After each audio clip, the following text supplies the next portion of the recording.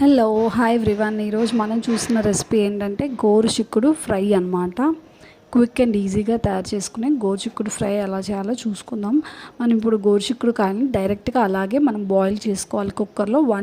Just one whistle రానివ్వాలి. అది తీసేసిన తర్వాత అందులో కొంచెం సాల్ట్ యాడ్ చేసుకొని మనం ఇలాగా సైడ్ అంతా తీసేయాలన్నమాట. 2 సైడ్స్ తీసేసి అలా చిన్న చిన్న పీసెస్గా కట్ చేసుకోవాలన్నమాట. తర్వాత ఒక ప్యాన్ పెట్టుకొని అందులో కొంచెం ఆయిల్ యాడ్ చేసుకోవాలి. ఆయిల్ యాడ్ చేసుకున్న తర్వాత తాలింపు గింజలు, మినపప్పు, పచ్చిశనగపప్పు, ఆవాలు అండ్ అలాగే జీలకర్ర యాడ్ చేసుకొని కొంచెం ఫ్రై అవ్వనివ్వాలి. అయిన తర్వాత మనం కరివేపాకు యాడ్ చేసుకోవాలన్నమాట. కొంచెం జీలకర్ర అండ్ అలాగే కరివేపాకు యాడ్ చేసుకోవాలి.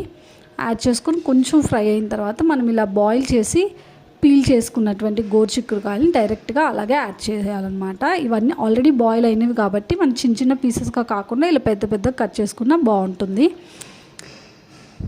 మనం యాడ్ చేసుకున్న తర్వాత గోరుచిక్కుడుకాయలని సరిపడా సాల్ట్, టేస్ట్కి సరిపడా, ఆల్రెడీ మనం ఇందాక బాయిల్ చేసాక కొంచెం సాల్ట్ యాడ్ చేసాం. టేస్ట్ని బట్టి ఇంకొంచెం సాల్ట్ అండ్ అలాగే టర్మరిక్ పౌడర్, పసుపు యాడ్ చేసుకోవాలి. యాడ్ చేసుకొని బాగా మిక్స్ చేసుకోవాలన్నమాట. మిక్స్ చేసుకున్న తర్వాత లిడ్ పెట్టి క్లోజ్ చేసుకోవాలి. క్లోజ్ చేసుకొని బాగా ఫ్రై అవ్వనివ్వాలన్నమాట. ఇది మనకి ఫ్రై అవ్వడానికి ఎక్కువ టైం పట్టదు, ఎందుకంటే ఆల్రెడీ బాయిల్ అయిన గోరుచిక్కుడుకాయలు కాబట్టి పెద్దగా టైం పట్టదన్నమాట. చూసారు కదా, ఇలా కొంచెం ఫ్రై అవ్వనివ్వాలి. అయిన తర్వాత ఒక 5 to 10 minutes బాగా ఫ్రై అవ్వనివ్వాలి. అయిన తర్వాత మనం కారం యాడ్ చేసుకోవాలి ఇందులో.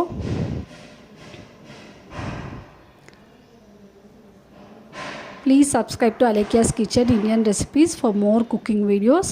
తప్పకుండా మన ఛానల్ మోటోనే quick and easy recipes and అలాగే ఓల్డ్ ట్రెడిషనల్ రెసిపీస్ అనమాట. తప్పకుండా మనం హోమ్ స్టైల్ ఇంట్లో ఎలాంటి కర్రీస్ చేసుకుంటాం, ఏం చేసుకుంటాం, అవన్నీ ఇందులో ఉంటాయన్నమాట ఈ ఛానల్లో. సో తప్పకుండా మీరు అందరూ సబ్స్క్రైబ్ చేసుకోండి. చూసారు కదా, ఇలా బాగా ఫ్రై అయిన తర్వాత లాస్ట్లో కొంచెం కారం యాడ్ చేసుకోవాలి. నేను ఇక్కడ సాంబార్ కారం యాడ్ చేస్తున్నాను.